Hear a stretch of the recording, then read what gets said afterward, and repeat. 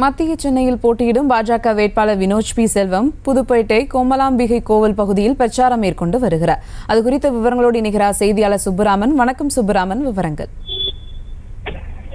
வணக்கம் சுபா. தமிழகத்தில் நாடாளுமன்ற தேர்தலானது வருகிற ஏப்ரல் 19ஆம் தேதி ஒரே கட்டமாக நடைபெற இருக்கிறது. இந்த நிலையில் அரசியல் கட்சியினர் தமிழகம் முழுவதும் தனது தேர்தல் பிரச்சாரத்தை மிக தீவிரமாக மேற்கொண்டு வருகின்றனர். அந்த வகையில் மத்திய சென்னை தொகுதியில் 4 முனை போட்டி நிலவக்கூடிய நிலையில் பாரதிய ஜனதா கட்சியின் வேட்பாளர் வினோத் பி செல்வம் அவர்கள் தீவிர பிரச்சாரத்தை மேற்கொண்டுள்ளார். அந்த வகையில் மத்திய சென்னை நாடாளுமன்ற தொகுதியில் போட்டியிடக்கூடிய பாரதிய ஜனதா கட்சி வேட்பாளர் வினோத் பி செல்வம் அவர்களுக்கு இன்று புதுப்பேட்டை பகுதியில் தனது தேர்தல் பிரச்சாரத்தை மேற்கொண்டார். அப்பொழுது அவருக்கு சிறப்பான வரவேற்பானது மயிலாட்டம், ஒயிலாட்டம் போன்ற நிகழ்ச்சிகளோடு அவருக்கு சிறப்பான வரவேற்பானது கொடுக்கப்பட்டது. அப்பொழுது அவர் வீதி வீதியாக சென்று நாயக்கன் தெரு போன்ற பகுதிகளில் சென்று தாமரை சின்னத்திற்கு வாக்களிப்பர் என்று பொதுமக்களிடையே வாக்குகளை கேட்டார்.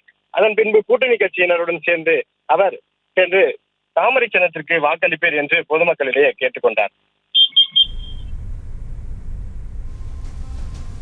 விவரங்களுக்கு நன்றி சுப்புராமன். செய்திகளை உடனுக்குடனும் துல்லியமாகவும் தெரிந்து கொள்ள சப்ஸ்கிரைப் பண்ணுங்க.